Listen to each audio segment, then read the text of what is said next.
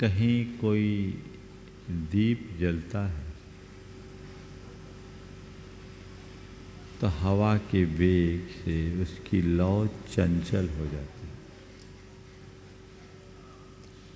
उस चंचल लौ के प्रकाश में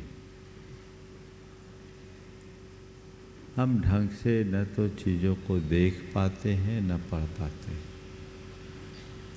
लेकिन उसी दीपक पर जब कोई चिमनी रख दी जाए तो उसकी लौ अचंचल होती है, उसका प्रकाश घनीभूत हो जाता है और हवा के झोंके से उसे बुझने की संभावनाएं भी बहुत क्षीण हो जाती। चिमनी के अभाव में वह चंचल लौ, हवा के झोंके की बात तो बहुत दूर, कई बार हमारे श्वास के आघात से भी बुझ सकती है। संत कहते हैं, जीवन दीप की ज्योत को अचंचल बनाए रखने के लिए उसके ऊपर एक चिमनी रखने की आवश्यकता है। ये चिमनी और कुछ नहीं, एक सुरक्षा कवच है, जीवन की ज्योत को स्थायी और घनीभूत बनाए रखने की। और इसी का नाम संयम। संयम क्या है? अपनी विखंडित चित्तवृत्ति को घनीभूत कर एकाग्र करने का नाम संयम है। अपनी बहिर्मुखी प्रवृत्तियों को अंतर्मुख बना देने का नाम संयम है। अपनी अंतश्चेतना को जागृत कर अपने आप में लीन होने का नाम संयम है। अपने भीतर दिव्य प्रकाश को उद्घाटित कर लेने का नाम संयम है। आज जब कभी भी संयम की बात आती है और हम किसी संयमी व्यक्ति की बात करते हैं, ये व्यक्ति बड़ा संयमी है, तो अक्सर हमारा ध्यान ऐसे व्यक्ति पर चला जाता है। हमारी आंखों के आगे ऐसे व्यक्ति की छवि उभरती है जिसका खान पान बहुत सात्विक हो, जिसकी बोली और व्यवहार में नम्रता और मधुरता हो, और जिसका आचरण बड़ा नपा तुला सदा हो, सदाचारी हो। निश्चित ये सब संयमी व्यक्ति के जीवन में सहजतया होते हैं। लेकिन खान पान, आहार, आचार, व्यवहार, इनमें पवित्रता लाना ही संयम नहीं है। ये संयम का बाहरी रूप है। ये प्रवृत्तिगत संयम है। अपने आदतों और प्रवृत्तियों में परिवर्तन लाना बहुत बड़ी बात नहीं है। ये तो हम थोड़ी सी प्रेरणा पाकर के अपने अंतरंग में घटित कर सकते हैं। ये संयम का बाहरी रूप है। असली संयम अपने मनोवृत्ति में परिवर्तन लाना है। अक्सर हमारी प्रवृत्तियां बदल जाती है, मनोवृत्ति नहीं बदलती। नतीजा अपनी दूषित मनोवृत्ति के प्रभावित होने के कारण हम कई बार असंयत हो जाते हैं। संत कहते प्रवृत्ति नहीं मनोवृत्ति बदलो। अपनी मनोवृत्ति को बदलने में यदि हम सफल हो गए तो प्रवृत्तियां अपने आप बदलेगी। दो तरह की प्रक्रिया है, प्रवृत्ति को बदलकर मनोवृत्ति बदलने की और मनोवृत्ति को बदल करके प्रवृत्ति बदलने की। प्रवृत्ति को बदलना थोड़ा आसान है। हम किसी से प्रेरणा पाकर, देखकर, अनुकरण करके बहुत जल्दी अपने आप को बाहर से बदल देते, लेकिन मनोवृत्ति को बदलना बहुत कठिन है। और जब तक हम अपने मनोवृत्ति को नहीं बदलते तब तक प्रवृत्ति को बदलने का कोई अर्थ भी नहीं। एक पंडित जी थे, वे रोज अपना प्रवचन देते थे। उनके प्रवचन में एक बिल्ली आती थी और बिल्ली बहुत संयत दिखती थी। इतने शांत भाव से वो प्रवचन सुनती थी कि पंडित जी उसकी पीठ पर दीपक रखकर अपना प्रवचन करते थे। लोग जब सभा में आते तो उस बिल्ली को भी परम साध्वी मान करके पूजते थे। एक बार लोगों ने बिल्ली की प्रशंसा करते हुए पंडित जी से कहा, पंडित जी साहब, ये बिल्ली तो बिल्कुल साध्वी है, कितनी शांत और संयत है। तो पंडित जी ने कहा, थोड़ी देर रुको, किसी चूहे को सामने आने दो, तब पता लगेगा इसका संयम। थोड़ी देर में चूहा सामने आया और बिल्ली पल में उसको लपक गई। उसका सारा संयम धरा रह गया, है ना। बस मैं आपसे कहता हूँ कि बिल्ली का असली संयम तब है और सराहनीय संयम भी तभी है जब चूहा आने के बाद भी उसे उसकी तरफ दौड़ने की बात तो बहुत दूर है, देखने की चाह ना हो, ये असली संयम। और ये कब होगा? जब मनोवृत्ति बदले।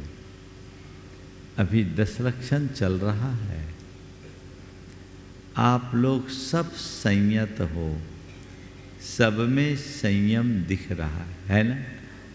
रोजमर्रा के जीवन की अपेक्षा अभी आपकी जो दिनचर्या चल रही है वो बहुत सधी भी है कि नहीं। आपके उठने का समय बदल गया, खाने पीने की स्थितियाँ बदल गई, तौर तरीका बदल गया। आप तो बस एक बार ही लेते हैं, ज़्यादा से ज़्यादा शाम को हल्का फुल्का कुछ लेते, रात में अभी आप कुछ नहीं ले रहे हैं। और कपड़े अपड़े भी आपके तो एकदम सामान्य हैं, तड़क भड़क नहीं। कई लोग तो सेविंग भी नहीं कर रहे हैं, बिल्कुल सब कुछ आपका ये जो ऊपरी संयम तो दिख रहा है। मैं कह सकता हूँ कि अभी आपकी प्रवृत्ति संयत है ना। और कह दूँ आप सब संयमी हो, बोलो, कह दूँ कि नहीं? अपने लिए ताली बजा लो, एक टाइटल मिल रहा है। आप सब संयमी हो ना। एक बात बोलूं, प्रवृत्ति सबको दिखती है, मनोवृत्ति तो हमें खुद ही समझ में आती है। मनोवृत्ति को समझना थोड़ा कठिन होता है। हम ऊपर से संयमी बन गए, पर मेरे अंदर संयम कितना पल रहा है, मेरी मनोवृत्ति अभी बदली कि नहीं बदली। हमारे शास्त्रों में 2 प्रकार का संयम बताया, एक प्राणी संयम और दूसरा इंद्रिय संयम। प्राणी संयम यानी अपने आचार और विचार व्यवहार में जीव हिंसा से बचना, इसका नाम है प्राणी संयम, जिसमें जीव हिंसा कम से कम हो, यथासंभव यत्नाचार अपनाना, ये सब प्राणी संयम। अभी सुबह से शाम तक प्राणी संयम में तो आप अच्छे नंबर प्राप्त कर रहे हो, एक पार्ट तो आपका हो गया। इंद्रिय संयम महाराज वो भी तो पल रहा है, देखिए ना आप, न क्रीम है, न पाउडर है, न साबुन है, न तेल है, न फुलेल है, न कपड़े हैं, न लत्ते हैं, न गद्दे हैं, न इत्र है, न फुलेल है ना। और भोजन में भी जो मिल गया, जैसा मिल गया। और कई लोग तो रसों का भी त्याग कर रहे हैं, है ना, एक ही बार भोजन कर रहे हैं, उनोदर कर रहे हैं, उपवास कर रहे हैं। तो ये इंद्रिय संयम का भी एक पार्ट आप में दिख रहा है। लेकिन इंद्रियों का जो नियंत्रक है वह कौन है? वह कौन है? मन। कौन है? उस पर लगाम है कि नहीं?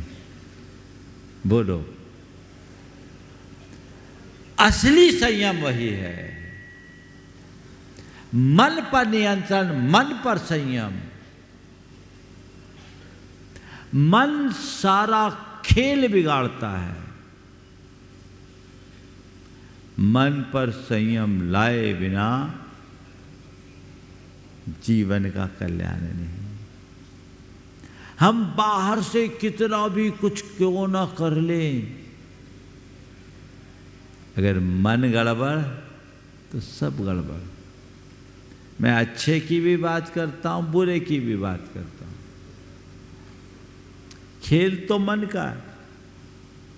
धर्म के क्षेत्र में हो या दुनियादारी में, त्याग तप की साधना की बात हो या मौज मस्ती की, मन तुम्हारा साथ जुड़ा है तभी उसका मजा है, अन्यथा सब ऊपर ऊपर की क्रिया।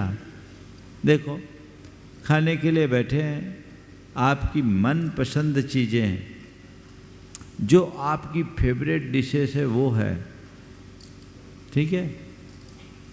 थाली सामने सजी है, आप पूरा मूड बना के खाने के लिए आ रहे हैं, लेकिन इसी बीच कोई मैसेज आपके आया और आपका मूड खराब हो गया। अब बोलो, खाने का रस आएगा क्या? क्या हो गया? क्या हो गया? मन खराब हो गया तो अच्छा भोजन भी खराब हो गया। यह है ना सबका अनुभव? बोलो।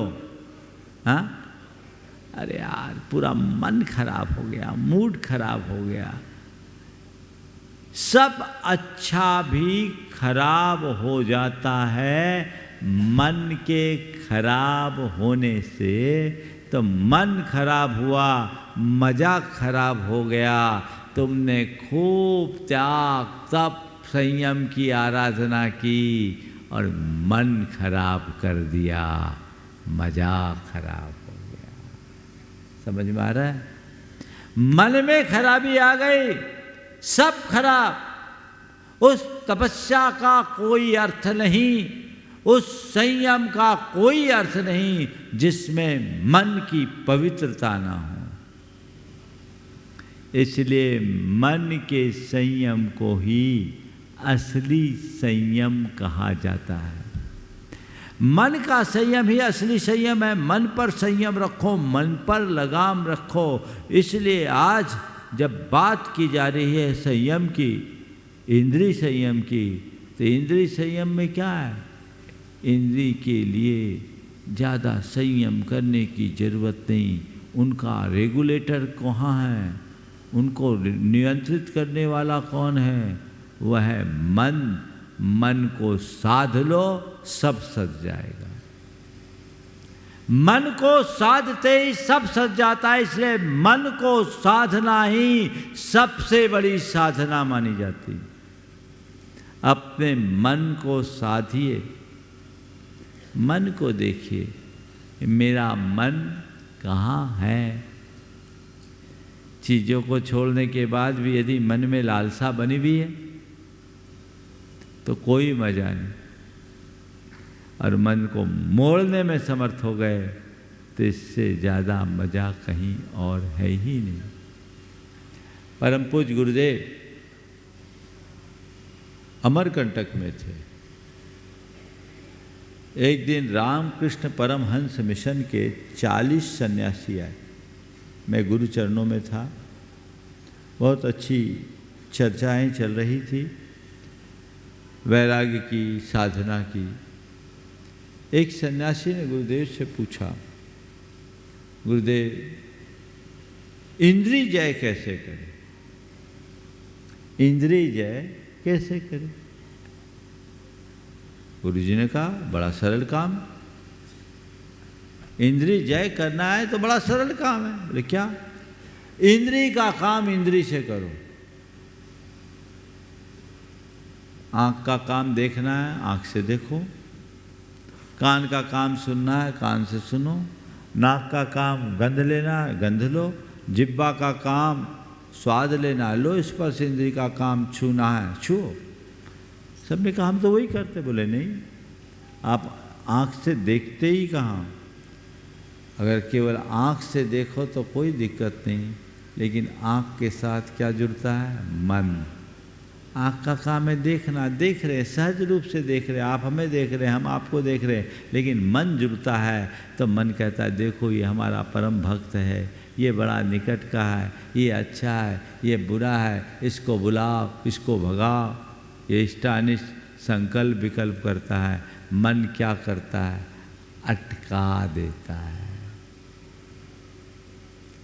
इंद्रिय विषयों का सेवन केवल इंद्रियों से हो तो राग द्वेष होगा ही नहीं। इंद्रियों के साथ जब मन जुड़ता है तब राग द्वेष होता है। इसलिए इंद्रिय का काम इंद्रियों में तक सीमित रखो। इसीलिए कहते विषयेभ्यो परावर्त स्थापनम स्वसगोल के उभयेषाम इंद्रियाणाम यह सहदमोह परिकीर्तिते। विषयों से हटाकर अपने अपने गोलकों में स्थापित कर लेना, अपने ज्ञानेन्द्रिय और कर्मेंद्रिय को, उसका नाम इंद्रिय जय। इंद्रिय जय का अर्थ ये नहीं कि कुछ देखो नहीं आंखें मूंद लो, कुछ सुनो नहीं कान में रुई ठूस लो, किसी का गंध न लो आंखों नाक बंद कर लो। क्या ये संभव है? नहीं, ये तो हठयोग है। इंद्रिय जय का ऐसा अर्थ नहीं है।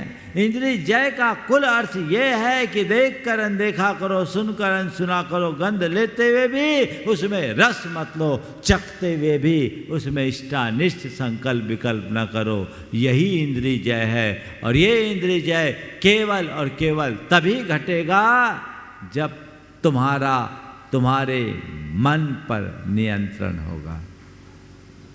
समझ गए? तो आज बात है मन के नियंत्रण की। शास्त्रों में कहते हैं मनो विजेता जगतो विजेता। मन को जीतना ही जगत को जीतना है। जितम जगत के न मनो ही न। जगत किसके द्वारा जीता गया? तो कहते हैं जिसने अपने मन को जीत लिया। जो मन को जीतता है वो सबको जीतता है, और जो मन से हार गया वो सब से हार गया। आज मैं आपको कुछ सूत्र दे रहा हूँ मन को जीतने का।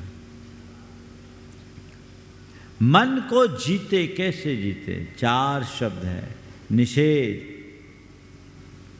नियंत्रण, शुद्धि, सिद्धि। क्या बोला? निषेध, नियंत्रण, शुद्धि, सिद्धि। सबसे पहले निषेध। मन में कमांड डालिए। जैसे कंप्यूटर चलाते हैं आप लोग, कंप्यूटर में कई तरह की कोडिंग्स होती है, और जैसी कोडिंग्स होती है उसी तरह का मोड बना देते हैं, और उसी मोड में वो पूरा काम करता है। अभी आप लोगों ने बहुत सारी निषेधाज्ञाएं लगा रखी है। रोजमर्रा के जीवन में अभी तक तो चाय नाश्ता सब कुछ हो चुका होता है कि नहीं? ईमानदारी से बोलो, अब सुबह से चाय पीने की इच्छा होती है क्या? अरे शिविर में थोड़ा इंतजाम होता, इंदौर वालों ने तो इतनी अच्छी व्यवस्था करी है, थोड़ी और व्यवस्था कर देते तो मज़ा आता। होती क्या इच्छा? बोलो, क्यों नहीं होती? मुझे मालूम है कि 18 तारीख को सवेरे सवेरे इच्छा हो जाएगी। अब तो लोग कुछ सुधर गए, नहीं तो हमने एक दो स्थानों के बारे में ऐसा सुना था, हो सकता उसमें इंदौर भी हो, कि अनंत चतुर्दशी की रात के 12 बजे लोगों की तारीख बदल जाती और लग गए लाइन पे अंधेरे में ही। कई शहर हैं, मैं ये नहीं कह रहा हूँ, सब पता है, क्योंकि सब आप लोग दूध के धुले हो। अभी क्या हुआ? अभी तक तो कुछ नहीं, लेकिन अब आ रहा है मन। क्यों? हमने ऐसी ही कोडिंग कर रखी थी। 10 दिन के लिए आपने जो माइंडसेट बनाया वो निषेध है। ये चीज़ें मुझे नहीं करना, आपने अपने मन में बिठाया। और एक बात और है, आपने अपने मन से किया तो सध रहा है, कोई डंडा मार के कराता तो नहीं सकता। आपने किया, सोच लिया मुझे 10 दिन एक टाइम खाना है, 10 दिन एक उपवास करना है, आपका वह सब नियम चल रहा है, क्योंकि आपने उसे मन से अंगीकार किया। और मन से अंगीकार करने में आपके मन ने आपके सबकॉन्शियस में एक कोड डाल दिया, 10 दिन इन सब से अलविदा, निषेध। मन जाएगा क्या? नहीं जाएगा। आज आपके सामने कई अभक्ष्य पदार्थ हैं जिनको आपने बचपन से ही नहीं खाया, कभी खाने की इच्छा भी नहीं होती। क्यों? आपके सबकॉन्शियस में उसकी निषेधाज्ञा है, निषेध। मुझे इसका सेवन करना ही नहीं, निषेध। जो चीज़ें अंतर में निषिद्ध हो जाती है उधर ध्यान ही नहीं जाता, उस तरफ मन ही नहीं जाता। एक सामान्य आदमी जो कभी मद्यपान नहीं किया, उसको मद्यपान करने की इच्छा होती क्या? क्यों? निषेध। और कोई मद्यपान करता और एक बार उसका मन पलट जाए, फिर मद्यपान करेगा क्या? क्यों? निषेध। अपने खान पान आचार व्यवहार में जो चीज़ें हमारे तन के लिए, हमारे मन के लिए, हमारी चेतना के लिए या समाज के लिए अहितकर है, उन सब के लिए निषेध कर दो। क्या कर दो? निषेध। अब हमें इन्हें स्वीकार नहीं करना। ये निषेध का भाव जगते ही आपके अंदर संयम आएगा। फास्ट फूड नहीं खाना, निषेध। जंक फूड नहीं खाना, निषेध। रात्रि भोजन नहीं करना, निषेध। मद्यपान नहीं करना, निषेध। और कोई खोटा आचरण नहीं करना, निषेध। जिन क्रियाओं में हिंसा हो, जिन क्रियाओं में पाप हो, जो क्रियाएं अनर्थकारी हो, उन सब का निषेध कर देना संयम का सबसे सबल आधार है। मन में एक बार चीजें बैठ जाती है तो उसे देखने की भी इच्छा नहीं होती। होती है क्या? तो पहला काम आज आप लोगों को निषेध आज्ञा का है। किसका है? निषेध आज्ञा। दूसरों के लिए नहीं, खुद के लिए। अपनी अपनी नोटबुक में नोट कर लीजिए कि इस शिविर के समापन के बाद मुझे कौन कौन सी निषेधाज्ञा को निरंतर जारी रखना है। एक युवक ने एक दिन मुझसे कहा, आजकल के यंगस्टर्स की जैसी आम धारणा होती है, वो मंदिर नहीं जाता, 10 दिन भी उसकी वही दिनचर्या जो आम दिनों में होती है। उसकी माँ ने उससे कहा, तू कैसा कुलच्छी है, कम से कम 10 दिन तो कर ले, बाकी दिन न जाए सो न जाए, 10 दिन तो धर्म कर। और उसकी माँ ने मेरे पास लाकर उसकी शिकायत की कि महाराज जी इसको समझाइए। कहता है 10 दिन भी कर। मैं इससे बार बार कहता हूँ कम से कम 10 दिन तो कर। तो उस लड़के ने कहा, महाराज जो काम रोज नहीं कर सकते वो 10 दिन क्यों करे? करना है तो रोज करे, 10 दिन करने से क्या होगा? रोज नहीं कर सकते तो 10 दिन क्यों करें? हमने कहा ठीक कहता है बेटा, जो काम रोज नहीं कर सकते उसे 10 दिन करके देखो। 10 दिन करते करते इतना आत्मविश्वास हो जाएगा कि 10 दिन कर सकते हैं तो 11वें दिन भी कर सकते हैं। ये सोच लेके करो ना। अरे कम से कम 10 दिन तो करो, ये प्रेरणा है। 10 दिन करने का तुम्हारा मन बन जाएगा और हो सकता है 10 दिन करते करते इसका स्वाद लग गया, अच्छा लगने लगे तो तुम 11वें दिन भी वही करने लगोगे और फिर पूरा जीवन तुम्हारा ऐसा होगा। मैं आप सबसे ये कहता हूँ 10 दिन आप बदले हुए हो कि नहीं? अगर अच्छा लगे तो तय कर लो, मेरा पर्यूषण, मेरा दशरक्षण केवल 10 दिन का दशरक्षण न होकर 365 दिन का दशरक्षण बन जाए।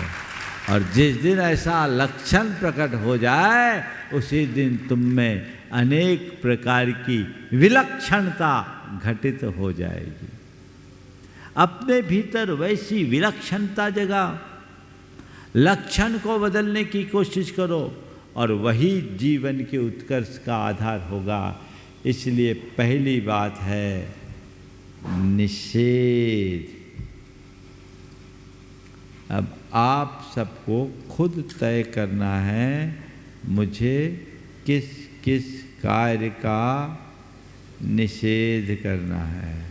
बना लो, संयम पल जाएगा, जीवन आनंद से भर जाएगा। लेकिन केवल निषेध से काम नहीं चलेगा। कई बार ऐसा होता है जिसका निषेध हो उधर ही ज़्यादा ध्यान जाता है ना। एक कहावत है, निषेध में ज़्यादा आकर्षण, मना करो तो सामने वाला ज़्यादा आकर्षित करता। निषेध में आकर्षण होता है। एक राजा था, उसके सिर में बाल नहीं थे, उसको सनक चढ़ी बाल उगाने की। वैद्यों को बुलाया, दवाई दो, मेरे सिर में बाल आने चाहिए। और वैद्य आए, बेचारे दवाई दे, बाल ना उगे तो उसको दंडित कर दे, जेल में बंद कर दे। सारे वैद्य परेशान, राजा के नाम से खौफ खाने लगे। एक वैद्य बड़ा अनुभवी था, जब वो राजा के पास आया, बोले राजन मेरे पास एक बहुत अद्भुत रसायन है और आप केवल 3 महीने इसका प्रयोग करेंगे, आपके सघन और चिक्कन बाल आएंगे। आप इस रसायन का प्रयोग करें, लेकिन इसमें एक परहेज करना पड़ेगा। बोले क्या? बोले जब तक आप इस औषधि का प्रयोग करो तब तक आपको टूटे चप्पल और सड़े टमाटर को याद नहीं करना है। टूटे चप्पल और सड़े टमाटर याद नहीं करना है। अगर आपने टूटे चप्पल और सड़े टमाटर याद कर लिए तो दवाई काम नहीं करेगी। हम नहीं याद। राजा ने कहा कहाँ टूटे चप्पल सड़े टमाटर, मैंने तो कभी सोचा ही नहीं। टूटे चप्पल और सड़े टमाटर तो मैंने कभी सोचा ही नहीं। अब बस क्या, वैद्य ने तो अपना काम कर दिया। वो दवाई मुंह में डाले, टूटे चप्पल सड़े टमाटर, टूटे चप्पल सड़े टमाटर। अब राजा के दिमाग में एक और बीमारी चढ़ गई, टूटे चप्पल सड़े टमाटर, टूटे चप्पल सड़े टमाटर। बड़ा परेशान। राजा ने वैद्य को बुलवाया, बोला भैया बाल रहने दे, ये नई बीमारी और आ गई, टूटे चप्पल सड़े टमाटर। बोले कभी मैंने सोचा नहीं था और अब केवल वही आता है, टूटे चप्पल सड़े टमाटर। कई कई बार ऐसा ही होता है। चीजों का निषेध करने के बाद भी वही चीजें हावी होने लगती है। और ऐसा केवल तब ज्यादा होता है जब हम मन से निषेध नहीं करते, ऊपर ऊपर से निषेध करते हैं। मन से निषेध करे तो चीजें हावी नहीं होती। और कदाचित मन से निषेध करने के बाद वे पुराने संस्कार वश चीजें प्रकट होने लगे तो रुकिए मत। नियंत्रण, निषेध के बाद क्या है? नियंत्रण, कंट्रोल करो, उसे रोको। अगर नहीं रोकेंगे तो मन तो अधोगामी है ही, वे हमें गर्त में गिराएगा, टिकने नहीं देगा। जिसका मैंने निषेध किया, मन भाग रहा है तो उस पर नियंत्रण करें।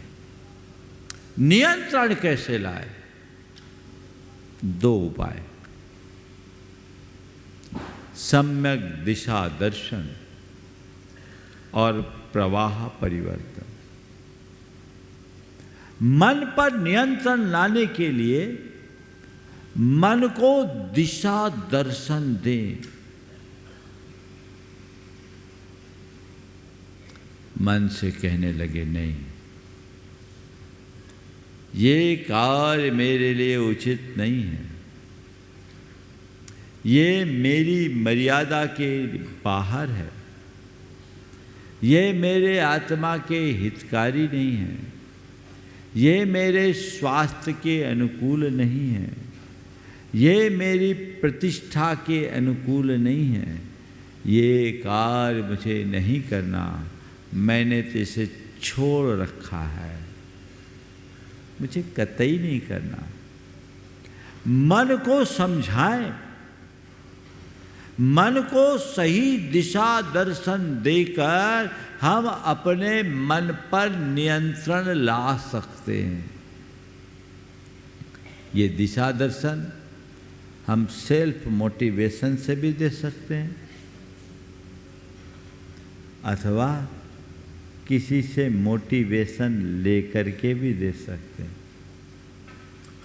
हर वक्त हमारे सामने दूसरा नहीं रहता जो हमको मोटिवेट करे, इसलिए पहली कोशिश सेल्फ मोटिवेशन की होनी चाहिए। हम खुद को खुद का मार्गदर्शन दें और खुद को खुद का मार्गदर्शक बनाएं। अगर हमने अपने मन को इतना साध लिया तो समझ लेना हमारा जीवन तर गया। मन के लिए हमारा ऐसा अभ्यास होना चाहिए, दिशा दर्शन। भगवान महावीर से गौतम स्वामी ने पूछा, मन बड़ा चंचल है, और ऐसे चंचल मन को स्थिरता देने के लिए क्या रास्ता है? मनो साहस यो भीमो दुत्थस्सो परिधावई तत्सहम निग्रहम मन्ने धम्म सिक्खादि कंठगे। मन बड़ा साहसी, भयानक दुष्ट घोड़ा है। कैसा घोड़ा है? दुष्ट घोड़ा, जो परिधावई बहुत तेजी से दौड़ता है और सवार को गिरा डालता है। अब जो भी सामान्य व्यक्ति घोड़े पे सवार होता है, घोड़ा उसे पछाड़ देता है, गिरा देता है। तो भगवान ने कहा मन बड़ा साहसी है, भयानक है, दुष्ट घोड़ा है, तेजी से दौड़ता है, दौड़ने दो। तत्सहम निग्रहम मन्ये धम्म सिखाई कंठगे। इस घोड़े पर, मन रूपी घोड़े पर नियंत्रण अगर करना चाहते हो तो धर्म शिक्षा की कंठक यानी लगाम से ही इस मन रूपी घोड़े पर नियंत्रण किया जा सकता है। धर्म शिक्षा, सम्यक दिशा दर्शन, मन को सही एडवाइस, सही परामर्श, सही दिशा दर्शन दे। जो हम लोग स्वाध्याय करते हैं, पढ़ते हैं, सुनते हैं, यदि वो हमारे जेहन में बैठी रहे तो वही हमारे दिशा दर्शन का आधार बनेगा। अगर तुम्हारा मन इधर उधर भाग रहा है और उस समय तुम्हारे मन में ऐसा भाव आता है और तुम्हारे मन में भावना आती कि ये चीज़ें उचित नहीं हैं और मुझे ये सब कार्य नहीं करना चाहिए, ये कार्य मेरे करने के अयोग्य हैं, मुझे इससे बचना चाहिए, तो समझ लेना तुम्हारी चेतना अभी जागृत है। तुमने जो कुछ पढ़ा है, सीखा है, समझा है, वह सब तुम्हारे जेहन में है, वो तुम्हारे जेहन में है। और यदि ये बातें नहीं आ रही है तो समझना अभी जो कुछ पढ़ा है वो केवल यहाँ है, यहाँ कुछ नहीं। वो यहाँ है, यहाँ कुछ नहीं है। जब यहाँ होगा तो मन खुद दिशा दर्शन लेगा और तुम्हारी चेतना मन को दिशा दर्शन देगी। तुम्हारा सबकॉन्शियस माइंड तुम्हें जागृत करके तुम्हारे जीवन को परिवर्तित करेगा। तो नियंत्रण के लिए दिशा दर्शन चाहिए, सम्यक दिशा दर्शन, सही दिशा दर्शन खुद दो। और आजकल के समय में तो आपके पास बहुत साधन है। चीज़ों को माइंड में रखो, गुरुओं के वचनों को याद रखो, सूत्र याद रखो, उसे सामने रखो। मन में उद्वेग होगा, अशांति होगी, चंचलता होगी, इन सब वचनों को सुनते ही मन शांत हो जाएगा।